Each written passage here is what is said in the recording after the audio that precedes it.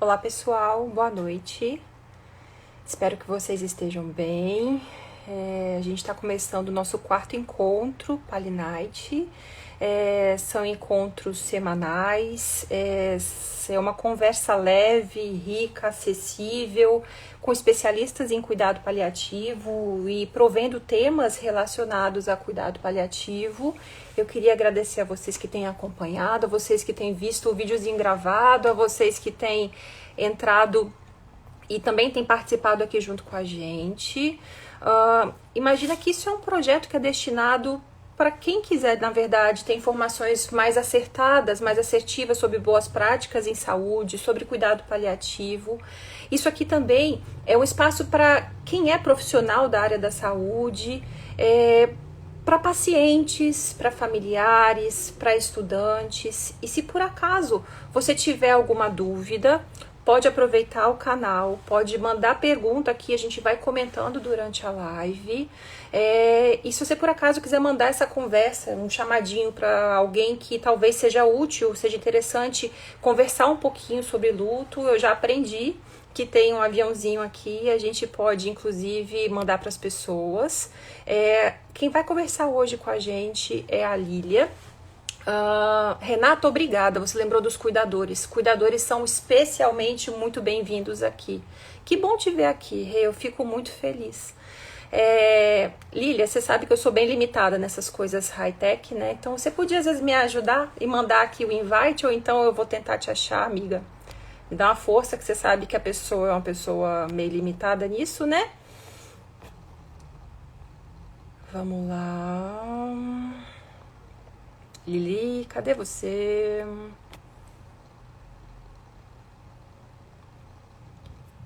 Isso, já tô chamando.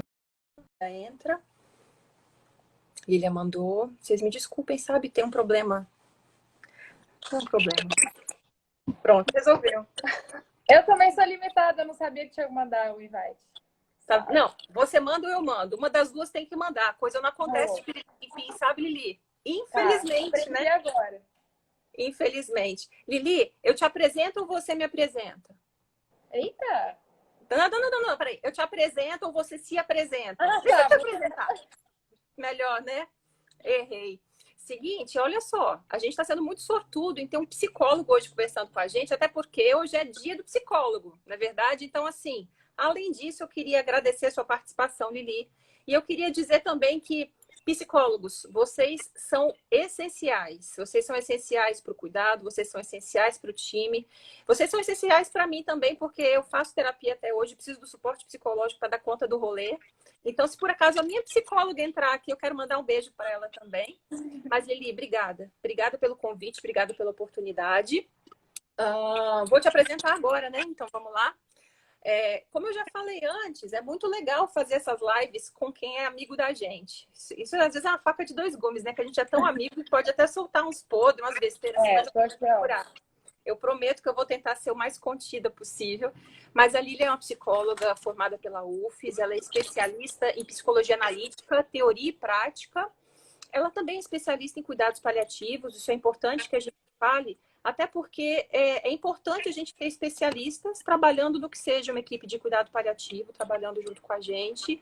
E a Lili está terminando uma especialização a mais, que é uma especialização em luto. Ele está terminando a especialização no Instituto Quatro Estações.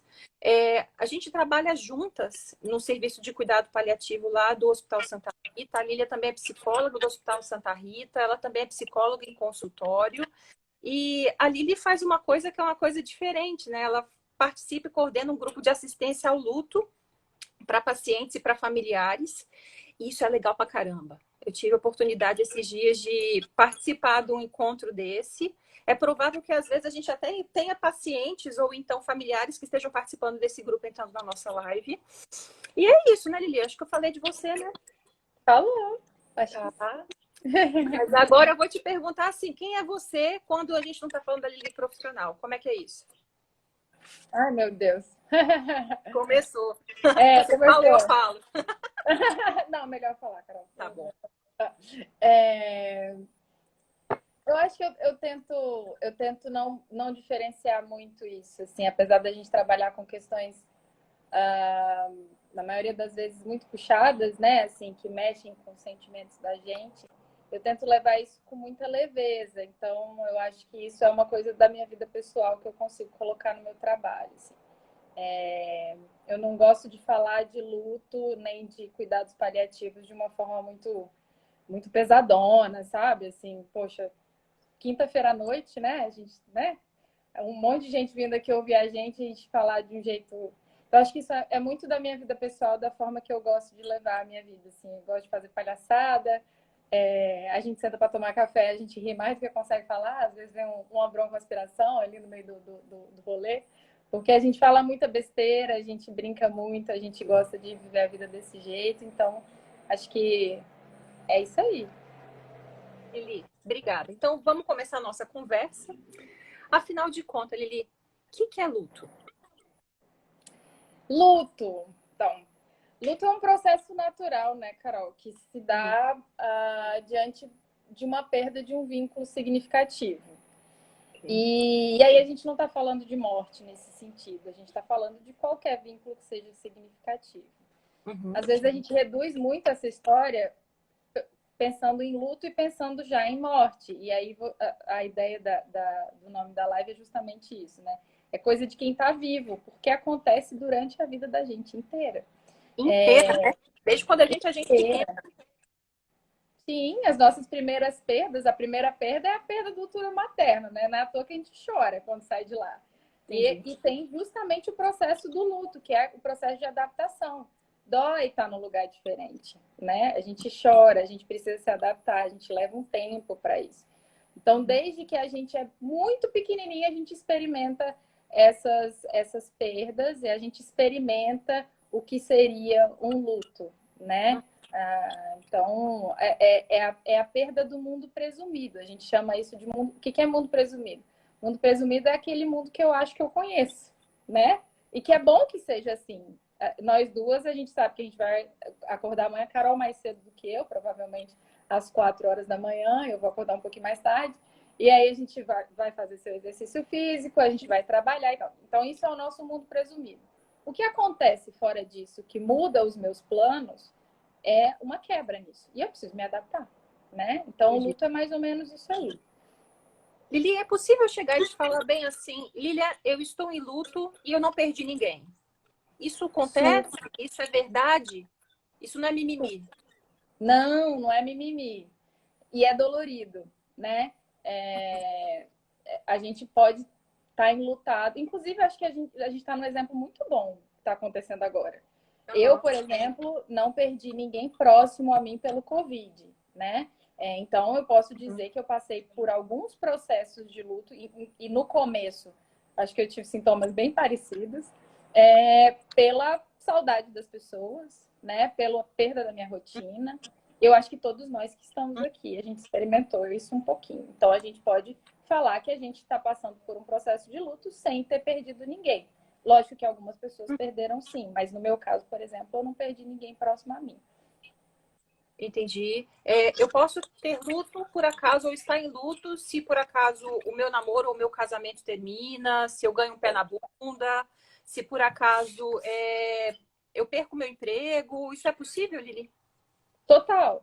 Quando a gente namora, quando a gente casa, quando a gente está trabalhando, a gente vai se vinculando àquilo, ao ambiente, à rotina, tudo que é importante para a gente. Às vezes, Carol, até em situações que não são muito legais. A gente tem aquilo vira familiar para a gente, aquilo vira rotina para a gente, e é difícil a gente quebrar. A partir do momento que aquilo se quebra, mesmo aquilo que não é tão legal, e aí se a gente for falar sobre todos os tipos de luto, né, a gente vai longe. Mas assim, quando a gente tem uma relação que é ambígua, que não é tão legal, é uma relação ambígua, eu posso ter uma dificuldade, uma complicação nesse meu sentimento. Então, mesmo que não seja uma situação muito legal, eu posso passar por um processo de luto. Entendi. Então, sim, com certeza. Perdi o emprego, caí de padrão social, caiu minha renda, tá difícil de manter o que minha família é acostumada a ter. Isso pode gerar um luto, Lili? Total. E a gente pode até pensar no outro momento do desenvolvimento, que é a criança. Saí de casa e fui para a escola pela primeira vez. Luto. Luto. Mudei de escola. Todos Mudei de os meus cidade. amiguinhos... Hã? Mudei de cidade. Mudei de cidade. Tudo isso eu preciso me adaptar e eu posso passar por um processo, né, de luto por isso. Então, sim, a gente passa por isso durante a vida inteira e a gente não está falando só de morte quando a gente fala sobre luto. Uhum. Então, acaba que é uma verdade também a gente falar que o luto vai junto com que seja o crescimento humano e o desenvolvimento humano. Isso é um processo natural, é isso mesmo? Sim. A criança, por exemplo, nos primeiros anos de idade, ela tem a capacidade de sofrer as emoções, né, passar por as emoções, mas ela não tem a mesma capacidade de reajustamento psíquico que a gente tem, nem de elaboração. É diferente. Então, isso vai caminhar junto com o processo de luto. O luto, as perdas, elas vão estruturando a nossa psique. E isso acontece durante a vida, né? Durante o desenvolvimento infantil. Então, sim, o luto ele ajuda nessa estruturação. Ele faz parte, na verdade, né? Não é que ajuda, mas ele faz parte dessa estruturação psíquica de alguma forma. As perdas, né? Entendi. Na formação da pessoa, provavelmente também, né, Lili? Sim. Lili, e já que a gente, de certa forma, durante a vida vai viver luto, faz sentido, às vezes, a gente entender como se a vida da gente fosse um jogo de tabuleiro, um jogo de casinha. E se por acaso eu tenho um momento de luto para viver, é interessante que eu não pule aquela casinha e que eu, de certa forma, vivencie aquela casinha. Porque senão é provável que se eu pular a casinha, pode ser que uma hora eu jogue um dado e meu dado mande eu voltar 3 casinhas para trás para viver aquele processo. Isso é uma coisa real? Completamente. Porque, assim, se a gente está falando que uma coisa está ligada à outra, ou seja, o vínculo, a importância do vínculo, a importância do amor que eu tenho por aquela pessoa, por aquele pet, por aquela situação, enfim, né? Se aquilo é importante para mim, vai doer. Então, não adianta eu achar que eu vou conseguir pular a dor. Não vai rolar, né? Então, assim, a dor ela vai continuar ali. Eu vou ficar fazendo uma certa barganha com ela, mas ela vai continuar ali. Se eu não passo por esse processo, ela vai continuar me acompanhando. Tem uma coisa que eu escuto muito lá na pós, né? A professora Valéria fala muito isso, que é assim, a gente passa, no processo de luto, a gente passa de ser a dor para ter a dor, né? Então, quando a gente vive esse processo de luto, a gente passa, porque naquele primeiro momento, é como se a gente fosse mesmo, a gente fica misturado com a dor, é uma dor muito intensa. A gente passa a ter a dor. Né? Então, se eu não vivo isso, eu vou barganhando essa dor e ela vai me acompanhando pro resto da vida, né? Então, Entendi. sim, a gente não pode pular casinha, não. Faz parte. Não pode pular casinha nesse jogo de tabuleiro, tem que viver Às vezes pula, né? Às vezes pula, mas isso vai ter alguma consequência, com certeza. Entendi. É muito descrito, às vezes, quando a gente vai ler sobre luto ou estudar sobre luto, uma coisa muito estamental, né? Das fases do luto, né? Daquelas 5 fases que a Kubler-Ross vai descreve há um tempo atrás. E as 5 fases são negação, raiva, barganha... Me ajuda, hein? Depressão e aceitação. Depressão e aceitação, isso aí. Essas 5 fases. E a gente, às vezes, se questiona muito assim, se essa coisa ela é estamental, se ela é quadradinha, se ela é linear, se ela é evolutiva, se ela é proporcional. Como é que isso funciona na prática, Lili? Então, a Kubler-Ross ela fala sobre isso, mais tarde o Bowlby também fala sobre fases. Só que hoje a gente nem usa mais esses modelos, porque a gente não... A questão, acho que foi a interpretação disso, né? Porque não é um modelo estático. As pessoas vão viver isso de formas diferentes, né? E a gente percebe pela experiência que é uma coisa muito dinâmica, né? Então, no mesmo dia, eu posso estar voltado para questões mais da reparação, né? Assim, da vida do que sobrou, digamos assim, porque eu acho que a gente se destroça tanto, né? Às vezes no processo, que é o que sobrou mesmo que eu vou me adaptar àquilo. E aquilo que me lembra que de fato a perda aconteceu, que inclusive faz com que eu consiga sentir essa necessidade de me adaptar. Então, é uma coisa muito dinâmica, a gente passeia muito por essas coisas. Então, hoje não se usa mais esse modelo justamente por conta de uma má interpretação, diria assim. De como se as coisas fossem essas 5 casinhas, essas 5 fases, e às vezes as pessoas até se perguntando em que fase que eu tô?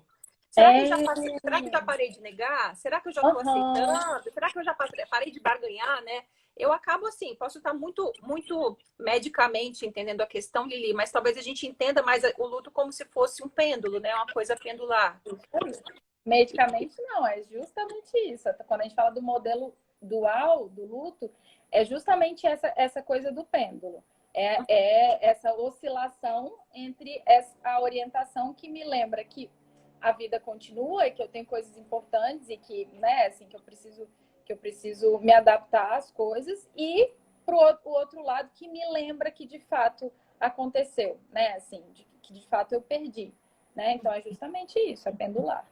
E essa leitura pendular, de uma vez entender que tudo bem, hoje eu tenho força para continuar, para dar cabo, continuidade aos meus projetos, e pode ser que no dia seguinte eu não estou bem e eu vou acolher essa emoção, eu vou acolher esse processo. Essa leitura de que as coisas podem ser dinâmicas, talvez seja uma leitura mais saudável, Lili, e talvez um pouco mais confortável para a gente que esteja durante um processo de luto. Sim, na verdade é isso que faz o processo ser natural, né? Quando a gente fala sobre as complicações do luto, às vezes é justamente isso. Se eu fico muito voltado para isso que a gente chama de restauração, eu posso ter um luto, uma complicação, eu posso ter um fator de risco ali, porque aí eu posso estar adiando esse processo. Ou, como a Carol falou, eu estou usando muito gerúndio, desculpa. Eu posso pular casinhas, né? Se eu ficar muito orientado para isso, né? Então, eu posso ter alguma complicação, eu posso ter um fator de risco ali que a gente chama. E se eu fico muito mergulhado na perda, se eu fico muito voltado para essas questões, eu também posso acabar entrando num quadro de angústia, num quadro de depressão, né? Pode ser fator de risco também. Então, se eu fico num ou fico no outro, né? Se não tem esse dinamismo, pode ser que o processo ele vá por um lugar que não é o que a gente espera, porque às vezes as pessoas não sabem, mas é a maioria da população que vai viver um luto como um processo sem complicações, né? É a maioria, se eu não me engano, é 10% da população ou menos que vive complicações do luto. Não anotou isso aqui, mas é por aí. Se todos nós, então, viveremos lutos durante a vida, e como você trouxe até estatisticamente falando, é esperado que a grande maioria da gente tenha lutos normais ou fisiológicos, talvez seja interessante também a gente entender como é que a gente se cuida diante de um luto. Isso faz sentido, Lili? Acho que a gente está num cenário que joga muito isso pra gente, né? Assim, a gente que é profissional de saúde, a gente está vendo isso diariamente, né? A gente está vendo, a gente está vendo, né? Tá pulando assim todo dia. Exatamente. Isso aí. Mas aí a população em geral está vendo isso também um pouco mais forte nesse momento um pouco mais forte, não, bem mais forte, né? Um tsunami que está vindo em cima da gente. Então, é importante, inclusive, que a gente consiga abrir espaço para falar sobre isso, né? A gente vive numa cultura muito do vai passar, as coisas vão melhorar, né? E às vezes, quando eu faço isso, eu não dou vazão para a dor que está acontecendo naquele momento, né? Então, eu dar espaço para isso, a gente vive numa sociedade que marginaliza um pouco o enlutado, né? Porque se eu não consigo dar conta de falar sobre isso, se a gente não consegue falar sobre morte, se a morte é um tabu, inclusive tem um livro legal que chama Pornografia da Morte. Isso traz a questão de que hoje o sexo é falado de forma muito mais aberta, né? Então, a pornografia ela surge por um momento onde a gente não pode, né? Não pode falar sobre sexo. Hoje, a morte está nesse lugar, né? Assim, não se fala sobre isso. Então, se eu vivo numa sociedade como essa, o enlutado, ele lembra para mim que a morte existe.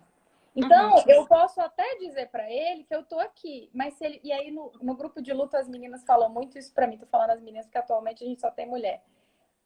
Curioso isso, né? Curioso, não é à toa, né? Parece Não é que à toa, né?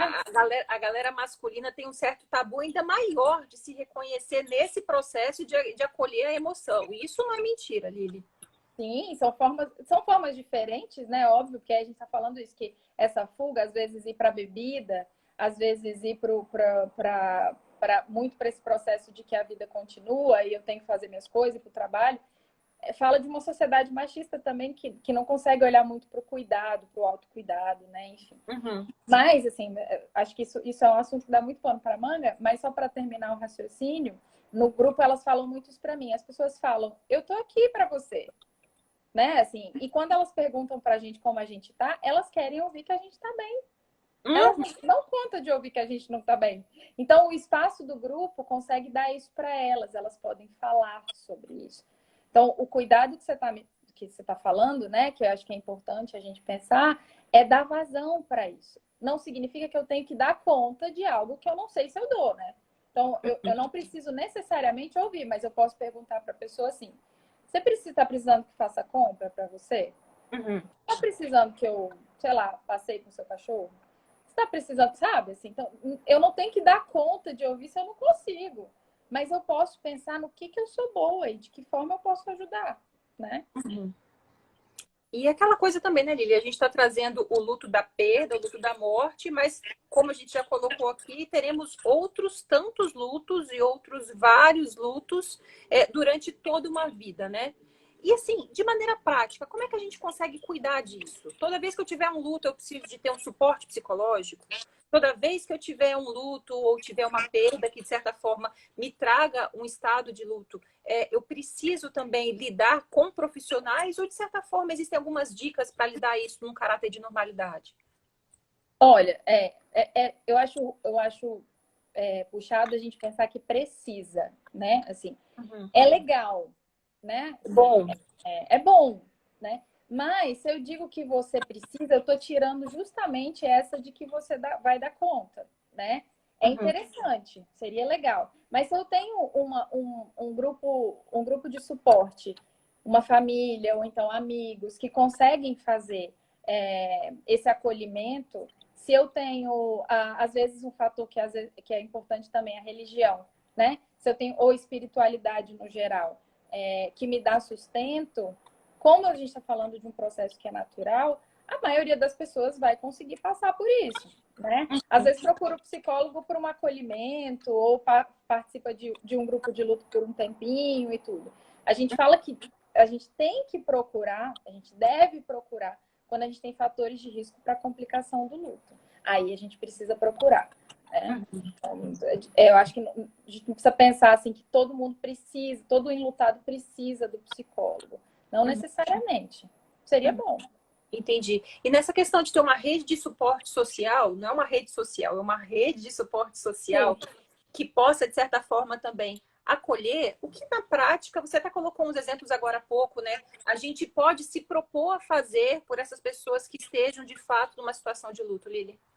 Na prática, eu acho que educação, né? Uhum. Eu acho que é muito importante o enlutado saber que tá ok sentir o que ele sente. Uhum. Então, assim, quando às vezes, até num grupo que é o que é mais próximo a mim, no grupo eu valido alguns sentimentos, ou a gente fala sobre o processo, quais são os possíveis sintomas, etc e tal, o enlutado ele escuta, ele fala, então tá bom, então é isso que eu tô sentindo, não sou eu que tô sentindo, tá tudo certo, eu posso sentir isso aqui. Né? Uhum. Então, a educação, a informação, ela é importante. A gente dá espaço para escuta se eu dou conta de escutar, acho que é importante também. E uma coisa que eu acho que é o mais importante, se eu não souber fazer nada, o que eu faço? Eu pergunto o que ele precisa. Né? Uhum. A gente tem essa coisa de, às vezes, chegar já com o que a pessoa está precisando. Eu ouvi uma história uma vez de uma senhora viúva que ela não gostava de sopa e que a geladeira dela estava cheia de sopa, porque ela, viúva, as pessoas traziam sopa para ela. Mas ela não gostava. Então, o que eu acho que é importante é justamente isso, eu perguntar, o que você precisa? Se eu não sei o Uhum. que fazer, eu pergunto. Eu não tenho que dar resposta. Né? Às vezes a Uhum. pessoa quer falar. Se eu não consigo ouvir, né? Se eu não dou conta de ouvir isso, eu posso perguntar o que ela precisa, se ela precisa de alguma coisa prática, né? Uhum. Foi isso que você Entendi. perguntou, cara. Foi isso exatamente. E muitas vezes eu acho que evitar aquelas frases ou aqueles comportamentos, né, que a gente acha que são empáticos, mas não são nada empáticos, né? Por exemplo, uma mãe que perdeu um bebê, que teve um abortamento, alguma coisa assim, e você chega lá, mas você vai ter outro, né? Fica Foi tranquila. jovem. Nossa, Imagina. você vai ter outro, você tá novinha. Então, às vezes a gente até Não, acha que a gente errado. ajuda, né? Mas não está ajudando. De certa forma, falta às vezes, eu acho que para as pessoas comuns, para todos nós, muitas vezes um exercício de empatia genuína, né? E às vezes um bom exercício de empatia genuína é você se colocar nessa situação, que seja uma situação de lidar com uma pessoa enlutada por qualquer motivo que seja, e de certa forma ter uma prática empática genuína, né? O que você acha disso, Lili? Sim, total, né? Assim, a gente tem uma sociedade que conhece aquilo que sente, A né? Fernanda até falou que a vida continua. A vida Segue o jogo, a continua, vida é isso. continua, né? São É isso frases aí. assim muito duras. E, de certa Sim, a forma, são gente, frases muito frequentes, são comportamentos muito frequentes, e a gente acaba vendo isso, né? sim. E aí, se é esse o padrão da vida continua, bola para frente, né? Assim, Uhum, eu tô naturalizando, eu uhum, tô normatizando isso. E a outra parte que deixa eu entender como é que tá isso para você, né? Assim, uhum, ela fica guardadinha assim no canto, né? E eu me autorizo a guardar aquilo no canto, né? uhum. Então, assim, essa coisa de não saber o que o outro, de eu só conhecer a minha dor, né? E às vezes eu não ter escuta para saber o que é importante para o outro. Imagina uma cena, Carol, assim, né? Para nós duas isso não vai fazer sentido porque tem as dog e tem a gatinha aqui em casa. Mas imagina uma cena, acho que para todos nós aqui. Alguém entra numa sala onde tem um monte de gente e fala que perdeu um filho. Tem um impacto. Aí entra uma pessoa e fala que perdeu o gatinho na sociedade que a gente está hoje. Qual Uhum. a chance de, às vezes, alguém minimizar muito isso? Ah, não, mas você adota outro. A questão do aborto, né? Não, mas Uhum. você é jovem, você consegue outro. A gente Uhum. não sabe a dimensão do vínculo que aquele Aham. gatinho tinha ou que aquele cachorrinho tinha, né? Então, pouco a Ou gente você... sabe a dor da pessoa que está ali, de certa forma, diante da Exatamente. perda, né? Exatamente. Então, às vezes, o que a gente fala pode fazer uma violência secundária no outro, Aham. né? Que já está sofrendo e que a nossa atitude ou a nossa fala acaba trazendo uma violência secundária para o outro. A gente precisa tomar muito cuidado com isso. Entendi. Né? E um processo de luto, de certa forma, ele tem data para acabar? Não acaba nunca, eu diria. Aham. Não acaba nunca. A gente modifica algumas coisas, mas assim, acho que é fácil a gente pensar. Se você perguntar para uma mãe que perdeu um filho, né, se a dor passa, passa não. Ela muda de lugar. Eu consigo às vezes, viver a minha vida de uma forma onde essa saudade, essa lembrança vai vir em alguns momentos mais forte, né? Eu vou aprender a ressignificar isso. A gente tem vários exemplos, inclusive, disso hoje em dia. Ainda bem que a gente fala mais sobre isso. Então, algumas pessoas que criam blogs, né? E começam a ajudar outros pais enlutados, né? Uhum. Então, a gente ressignifica isso. Uhum. Mas a dor, ela fica ali, em algum lugarzinho, né? A saudade, ela fica ali. Então, não Uhum. tem prazo para acabar, muito menos tem manual para pensar assim: ah, se demorou tantos anos, então o luto está complicado. Não. Uhum. Cada um vai passar de uma forma diferente, cada processo é diferente. Não tem manual para tirar aliança, tá, gente? Não tem. Não tem Uhum. manual para arrumar o quarto, não tem Uhum. manual para doar roupa, não tem manual para nada disso. Cada um no seu tempo. Entendi. E Lili, existem algumas características ou fatores de risco para a gente, às vezes, entender ou ficar mais atento quando um luto deixa de ser um luto esperado, dito normal, para passar a ser um luto complicado ou patológico? Sim, sim. O que a gente chama de fator de risco algumas condições que podem facilitar, né, essa complicação. Então, por exemplo, se é uma pessoa que já tem um histórico de depressão, se é uma pessoa que tem outras perdas associadas, Se é uma pessoa que foi privada por exemplo, de viver, aí eu trago para o que a gente está vivendo agora. Se é uma pessoa que foi privada de viver essa construção de narrativa, se é uma pessoa que foi privada de viver os últimos cuidados, né? Privado de se despedir, Lili. Oi? Pessoas privadas de ter despedidas? Privadas de despedida, privadas de ritual, gente. O que a gente está vivendo, a gente vai precisar ter. A gente vai precisar, não. É bom que a gente tenha estrutura para cuidar, né? Porque é isso, assim. Se privar da despedida, é claro que a gente pode ressignificar isso, né? O amor que você teve pela pessoa pode ressignificar isso. Mas se eu tenho isso associado a outras coisas, a chance de se complicar é muito grande, né? Então, a importância da gente participar desse processo, e no momento que a gente está vivendo, a gente perde a narrativa desde o momento da encarnação. Quando você fala o momento que a gente está vivendo, diz muito respeito em relação à pandemia, a questão da Covid, essa questão de internar um paciente, esse paciente ficar fisicamente longe da família. De certa forma, esse acesso físico ao paciente é muito precário, né? É uma rede de informação, às vezes irregular e não tão ótima, que esses serviços de saúde, os hospitais prestam. E muitas vezes a gente cuida dessas pessoas e são pessoas que infelizmente falecem. E a gente percebe do lado de cá, cuidando dessas pessoas e dessas famílias também, que quem fica é diferente de quando você pode se despedir, de quando você está perto, de quando você viu a pessoa, né? Então, imagina que também é uma despedida rápida, não se tem direito a um velório, a aquele rito que é um rito socialmente esperado, né? De velar o corpo.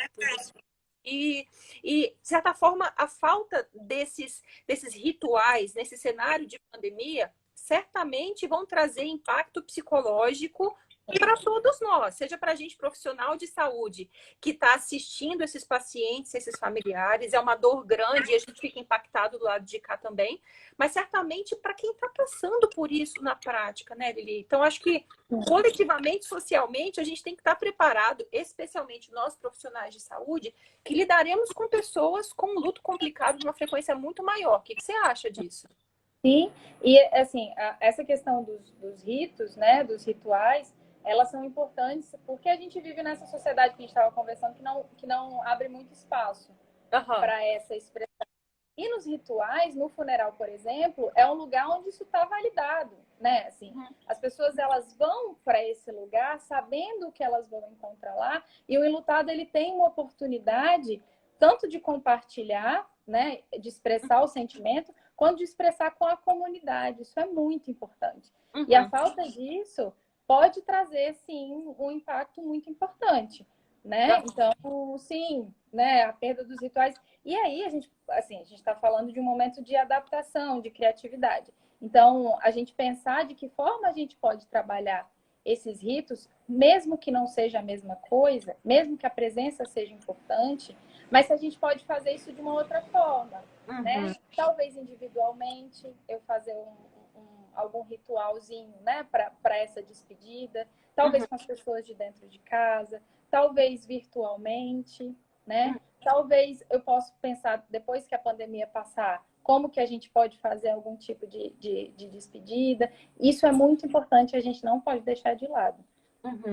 Tem um comentário aqui, daqui a pouco eu vou tentar dar uma roladinha no que vocês estão falando, mas a Delca Menina colocou assim, essa pandemia tem mexido muito com isso, mas também é um motivo para a gente buscar novas formas de passar pelo luto. Exatamente. E aí?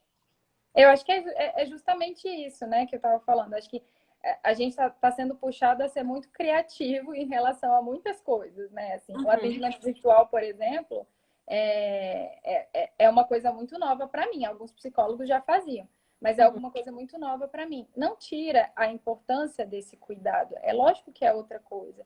Mas, como eu não sei quem falou, mas é uma colocação importante, porque puxa a gente a ser criativo, porque a gente vai precisar passar de qualquer forma.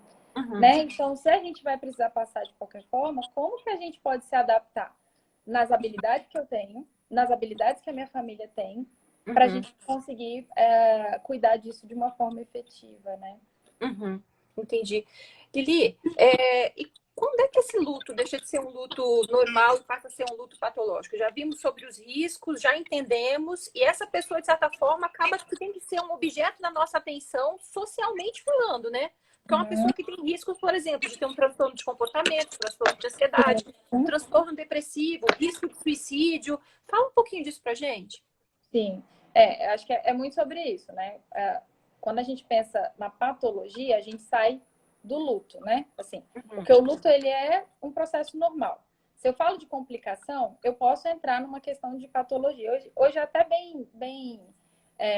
se usava muito o termo do luto patológico, né? Hoje usa mais a questão do luto complicado. Mas eu posso desenvolver algumas doenças, inclusive, a partir de um luto complicado. Os sintomas que a gente que podem ser apresentados no processo de luto, no luto normal a gente vai ter, né? Uhum. Então, assim, é comum que tenha alguns impactos cognitivos, que a pessoa fique com a atenção prejudicada, que a pessoa fique com sono prejudicado, o apetite prejudicado. Isso não é luto complicado. Isso é aquele momento onde a gente é dor, né? A gente não tem a dor, a gente é dor. Então, assim, nem todo mundo vai passar dessa forma, mas isso é natural que aconteça.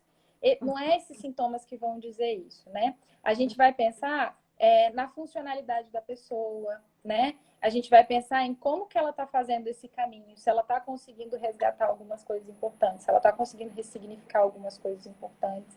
Então, para a gente analisar e chamar de luto complicado, a gente tem que avaliar individualmente, né? Uma série de coisinhas para que a gente possa cuidar disso, né? Então, não necessariamente se eu apresento sintomas, eu estou falando de um luto que está complicado. Não necessariamente se eu tenho um tempo maior, se tem 1 ano, se tem 2 anos, eu estou falando de luto complicado. Eu estou pensando em algumas coisas que podem aparecer ali, que vai tirar a funcionalidade da pessoa, né?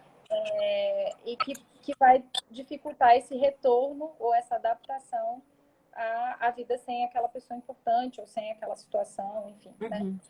Até para colocar uma pitada nessa conversa sobre cuidado paliativo, Lili, por isso que, conceitualmente, o cuidado paliativo ou assistência em cuidado paliativo de uma equipe não pode terminar na hora que, infelizmente, a pessoa falece. A gente precisa continuar com um olho atento e cuidado em relação àquela rede familiar de quem ficou.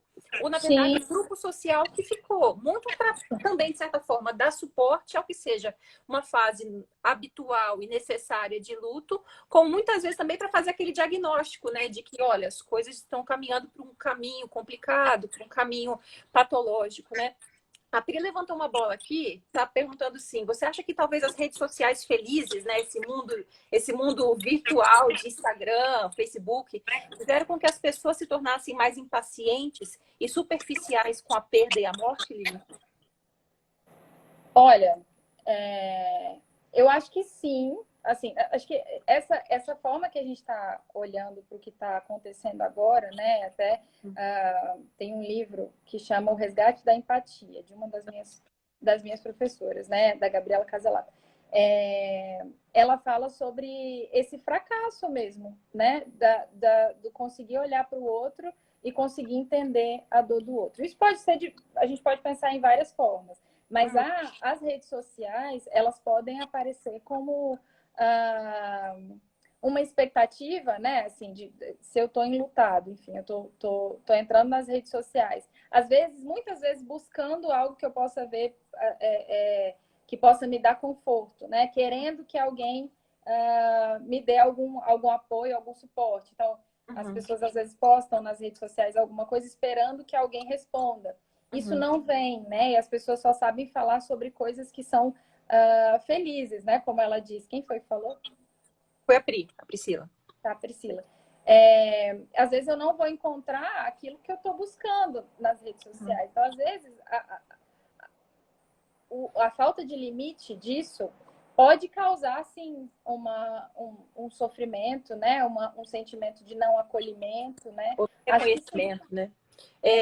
E por acaso, Lili, quando a gente começa a apresentar muita dificuldade, muito sofrimento com essa questão de ciclos, fechar o ciclo, começar outro, seja ele um relacionamento, um amadurecimento, rotina, pessoa, objeto, animal, arrumar quarto, desfazer de objetos pessoais ou qualquer dificuldade de lidar com perda, mudança. A Amanda que está falando isso.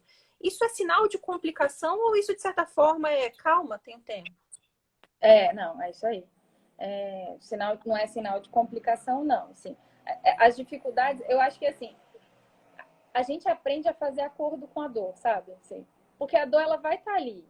A dificuldade, ela vai estar ali. A gente vai aprendendo a fazer acordos com ela, né? Então, a gente pensar em um tempo para as coisas acontecerem, a gente coloca uma cobrança muito grande, sendo que existem outros sentimentos que precisam ter espaço, né? Então, se eu começo a colocar na minha cabeça que eu preciso fazer algumas atividades para eu sentir que eu estou caminhando, eu não estou dando espaço para aquilo que eu preciso sentir, né? Então, eu acho que é muito sobre isso, assim, a gente precisa sair um pouquinho dessa caixinha do tempo, a caixinha das fases, né? Tudo aquilo que é muito estagnado, muito estático, acho que a gente precisa sair disso, assim, né? E tentar enxergar o indivíduo na sua totalidade, né? Na sua individualidade, né? O processo de luta. A vida é assim. Então, e talvez caiba, então, nessa questão, o movimento pendular que a gente estava falando, né? Sim. Eu acho que essa ideia pendular é uma ideia que me acolhe muito. E provavelmente quem está vivendo uma situação de luto, ou uma perda, ou de certa forma, perda física de uma pessoa, entender que esse movimento, ok, a gente vai conseguir, ok, hoje não está legal. E muitas vezes também essa pendulação ao longo até do próprio dia, né, Lili? Não é que você acorda no mood, tem que continuar no mesmo mood, né? Mas é uma coisa, entender que isso é um contínuo e que a gente transita entre esses dois cenários, eu acho confortante. Agora, Lili, imagina o seguinte, vamos falar de um paciente, que seja um paciente que tem um diagnóstico de uma doença grave, de uma doença, muitas vezes, onde a gente não vai falar de curar, onde a gente não vai falar de zerar a doença. Esse paciente, às vezes, candidato a um tratamento paliativo, uma quimio paliativa, no caso do câncer já mais avançado.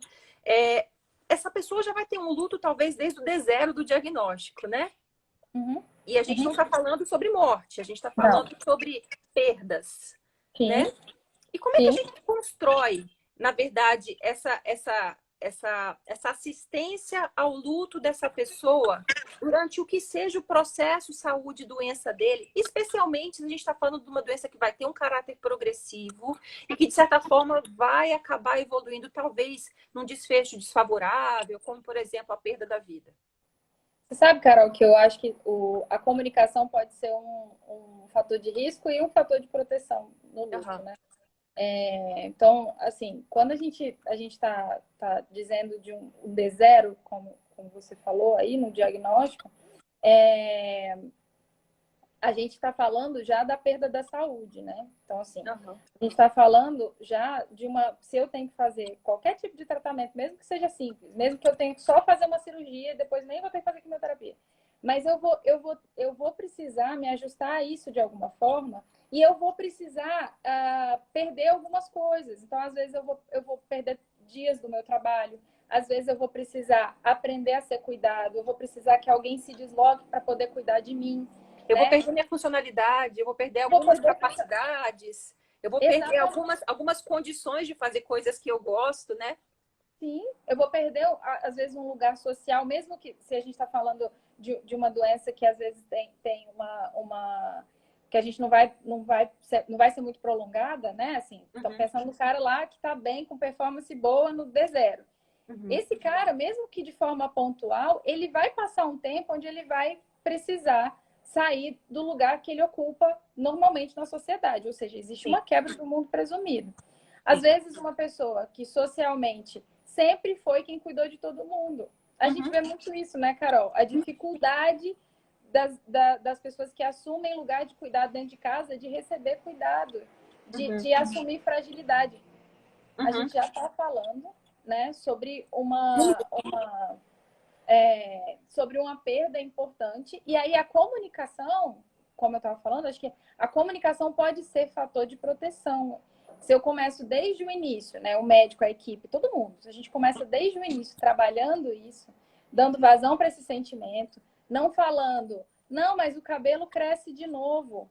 Uhum. Qual que é o significado daquele cabelo que está caindo, né? Sobre o que fala aquilo. Vamos Uhum. ouvir, né? Então, assim, essa comunicação, ela pode ajudar nesse processo que se essa doença se prolonga, se ela avança, se a pessoa vai para o final de vida e se o paciente morre, a gente está caminhando e construindo um processo junto com ele que vai muitas vezes ajudar no luto pós-morte, inclusive, né? Que é uma coisa de informações adequadas. São surpresas que às vezes não são tão surpresas assim, porque isso foi trabalhado, né?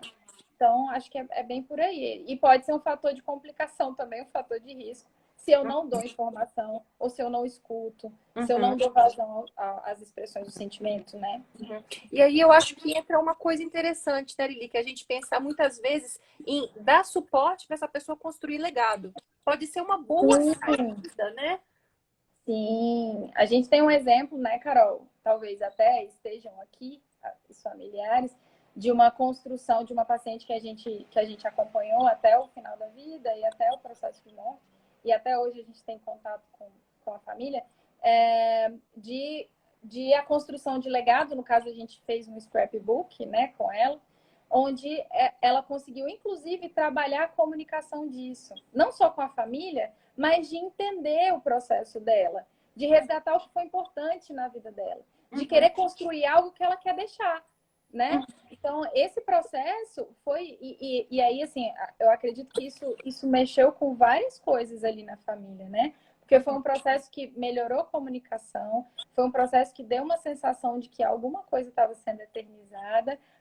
Olha lá, gente, já dando spoiler aqui, ó. Então, aqui sim. Um Então, beijo. um beijo. Então, assim, esse é um exemplo, e eu quero deixar aqui claro, que me ensinou muita coisa, e dizer que hoje a minha monografia da pós é sobre construção de legado, graças a ela, tá? Graças a vocês. Muitos legados, com certeza. Show muitos legados.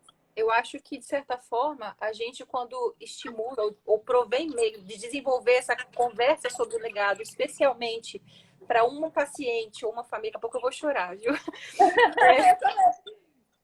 Faz muito sentido.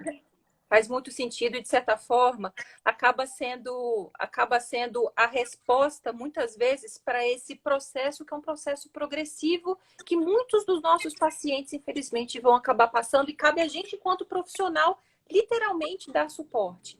Só que preste atenção, não é só o paciente que tem luto, não é só a família que tem luto, a gente também, profissional, tem luto.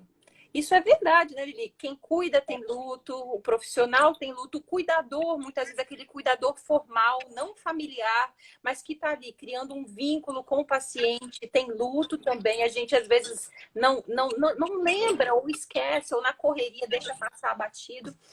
Gente, já está quase acabando. Mas eu queria falar um pouquinho justamente sobre esse luto do profissional, Lili. Sim, eu acho que às vezes a gente silencia, né, essa dor do profissional, porque a gente precisa dar conta, né? Porque a gente precisa ir para o próximo paciente, né? Então, assim, é muito comum que às vezes a gente esconda essa dor. A gente não, porque eu acho que a gente tem um grupo que consegue validar muito isso, né? Mas Sim. muitos profissionais acabem escondendo essa dor também para se manter num lugar que é um lugar fantasioso de que eu tenho que dar conta, né? Que eu estou aqui para dar conta e que o paciente não pode ver fragilidade em mim, que eu tenho que dar força, né? Às vezes o cuidador também tem disso, tem que dar força, eu não posso fraquejar, né? E eu costumo dizer muito isso, assim, se tem paciente meu aqui já ouviu isso falando. A gente se permitir fragilizar de uma força absurda, porque a gente está numa sociedade que não permite isso. Então a gente quebra uma barreira e a gente quebra um padrão que é construído e que é naturalizado. Então é de uma força absurda a gente conseguir fazer isso. E a gente precisa cuidar disso. Sim. E muitas vezes na semana passada. Sim. Isso é a live da semana passada, o Palinite. Mas é muito disso, né, Lili? O médico não chora. Você não pode chorar às vezes numa situação dessa, ou você que é psicóloga, na hora de dar uma notícia ou de acolher uma pessoa, você tem que ser o mais frio, impassível e, de certa forma, viver essa perda junto com o momento, às vezes é uma coisa que você é criticado se por acaso você sente, se por acaso você se emociona, ou se por acaso você se recolhe, ou se você externa isso, né?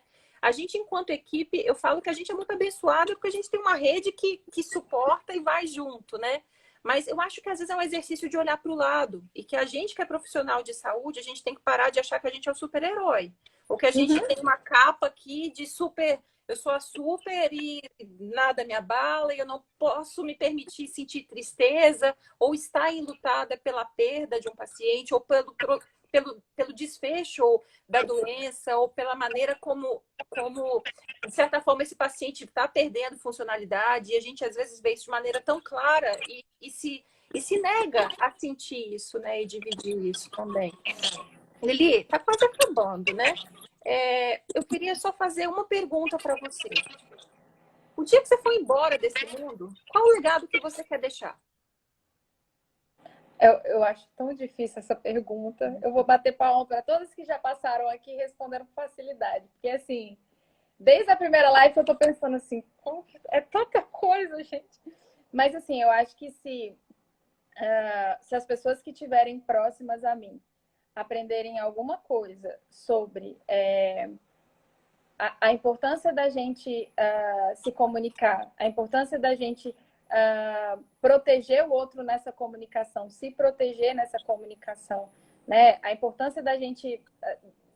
eu acho que é a importância do amor, sabe, Carol? Porque pode ser meio clichê, mas assim, o luto, ele está diretamente ligado a essa questão do amor, né? A gente sofre porque a gente ama muito, né?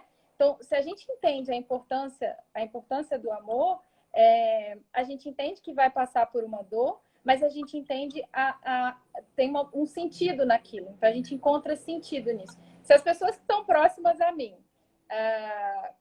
conseguirem entender um pouco disso no meu trabalho, nas minhas amizades, nos meus ciclos de convivência, eu acho que eu vou sair desse mundo muito feliz. Se eu for lembrada desse jeito, eu vou sair desse mundo feliz. Que bonitinha você, Lili. Só faltou o barulho. A buzina da Scania, né? Não consegui providenciar, desculpa. Gente, é isso. A gente está chegando ao final. Obrigada pela companhia. Desculpa não ter podido responder mais perguntas, mas podem mandar direto no direct para mim ou para a Lília, não tem problema. A gente se compromete a dar um feedback de volta para vocês. A gente vai se ver semana que vem novamente. Lili, obrigada mais uma vez. Obrigada a você. Vamos nos cuidar nesses tantos lutos que a gente vai passar na vida, de certa forma, nos cuidar para encarar isso profissionalmente de maneira mais empática, tanto com a gente, quanto com a nossa equipe, quanto com os nossos pacientes também. Boa noite, pessoal. Beijo. Tchau, gente. Obrigada. Obrigada. Tchau, tchau. Feliz dia do psicólogo. Obrigada.